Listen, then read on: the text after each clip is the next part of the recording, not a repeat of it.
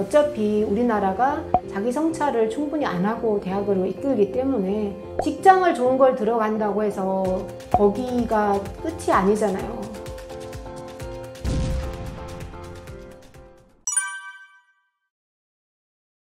아이가 10명이면 다 10가지의 상의가 필요할 텐데 일단은 작은 아이는 영재고를 나왔고 영재고가 카이스트 부설이었기 때문에 처음 들어갈 때부터 카이스트를 가겠다고 했고 그런데 이제 엄마의 이제 욕심은 뭐가냐면 카이스트만 해서 혹시 떨어지면 어떡하지 다 붙는 게 아니니까 반이 될 수도 있고 80% 될 수도 있는데 어떻게 될지 모르니까 다른 입시도 준비를 해야 되는데 그러려면 또 뭔가 입시에서 원하는 것들을 해야 되는 게 있고 또 이 영재고는 또 카이스트를 갈 걸 대비해서 나름의 주도적인 개성 있는 프로그램들이 있거든요. 그 안에 개입을 할 수도 없고 안 할 수도 없는 그 갈등 상태가 있었죠. 되도록이면 시험 점수도 성적도 거의 안 보여주고 본인들이 알아서 하고 그러니까 그냥 그때부터 대학생인 것처럼 물러서서 했기 때문에 그렇게 해서 카이스트를 갔고 지원은 서울대도 했는데 서울대는 준비가 안 됐으니까 당연히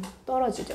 그래서 가서 됐고 그다음에 큰 아이 같은 경우는 그 일찍부터 강요된 전공 적합성 저는 아직도 저의 적합한 일을 찾아서 50대에도 헤매고 있는데 10대 중반 정도부터 어느 학과를 정해서 준비를 하면 유리하잖아요. 그 선택에 아이가 충분히 자기 성찰을 하거나 찾아본 경험이 없이 찾는다는 게 참 무모하다는 생각이 드니까 또 욕심이 있는 엄마가 나서서 이 아이가 뭘 좋아할까? 피상적인 상태에서 묻는 거죠. 꿈이 빨리 자라는 애도 있지만 늦게 있는 친구도 있잖아요. 근데 큰애 같은 경우는 그런 부분에서 생각이 아주 늦게 있는 상태고 결정을 하면 불안한 게 있잖아요. 그래서 어떤 과목을 좋아하는가로 해서 물리가 재밌다는 거예요. 그래서 물리학과를 잠정적으로 정할 수밖에 없었는데 한번 그렇게 정하니까 일관성과 그 집중을 발휘해야 되는 부분 때문에 책을 읽어도 물리책을 읽어야 되고 시험도 물리를 더 잘 봐야 되고 이렇게 해서 그냥 물리학과 학생이 돼 있는데 고3 때가 돼서 원서를 쓰려고 하니 아이가 이제 생각을 좀 해본 거예요. 물리학과 가는 게 부담스러워졌다.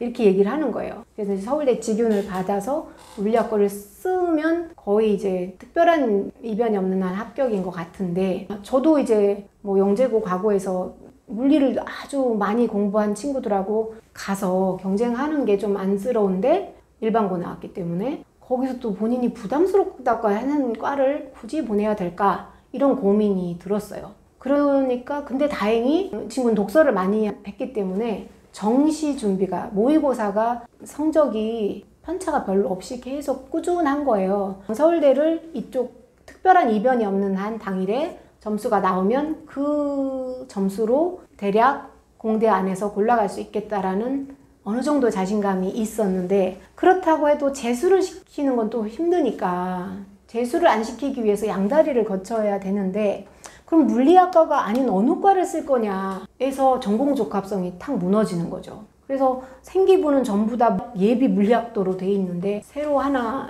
원서를 써야 되는데 무엇을 쓸 거냐인데 그냥 버리기가 너무 전교 1등을 해놨는데 그래서 거기서 의대는 가기 싫다고 하고 당연히 되지도 않겠지만 1% 가능성이 있는 곳을 일단 돼서 정시에서 잘 나오더라도 수시에서 합격하면 이제 여기서 입시를 끝내고 싶은 거예요. 그래서 생각한 게 자기가 미술도 좋아하고 손으로 만드는 것 좋아하니까 치대 정도는 그래도 의사라는 느낌보다는 뭔가를 손으로 만들면서 하는 건 치대 정도는 괜찮을 수도 있지 않을까요? 이렇게 얘기를 해줘서 당연히 떨어지겠지만 그래도 1% 가능성을 믿고 지원을 했어요. 치대를 준비했는데 교수님들이 예리하시죠.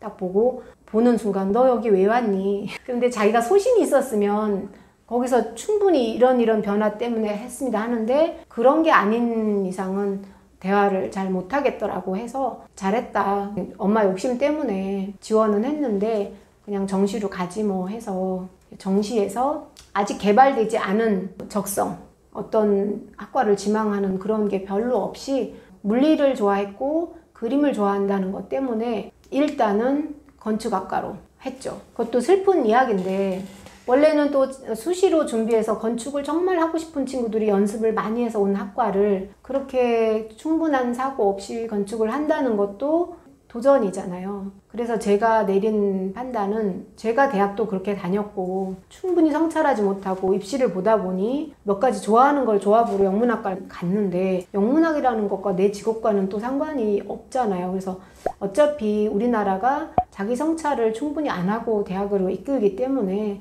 충분히 생각할 수 있는 시간을 줘야 되겠다. 그래서 학점에 상관하지 말고 천천히, 준비를 안 했으니까 천천히 적응해 나가라 해서 초반에는 좀 적응이 어려웠어요. 어려웠고 좋아하는 물리나 이런 부분에서 조금 해나갈 수 있었지만 어려웠거든요. 근데 이제 적응하니까 4학년쯤 되니까 이제 건축학과에서 뭐를 배우는지 어느 정도 알고 있겠다. 근데 거기에 점수까지 강요를 했다면 정말 힘들었을 것 같은데 휴학도 충분히 하면 할 수 있고 졸업할 수 있게만 하자라고 해서 거의 그런 스트레스는 안 받았다고 했고, 이제 진로와 관련돼서 직장을 좋은 걸 들어간다고 해서 거기가 끝이 아니잖아요. 실제로 정말 20년간 피나는 노력을 해서 최고의 직장을 들어갔는데 대기업에서 1년, 2년도 안 돼서 퇴사하는 사람들의 그 비통함도 있잖아요. 그래서 조금 시간을 줘야 되겠다. 그래서 30 전에 시행착오 하면서 자기 일을, 정말 하고 싶은 일을 찾으면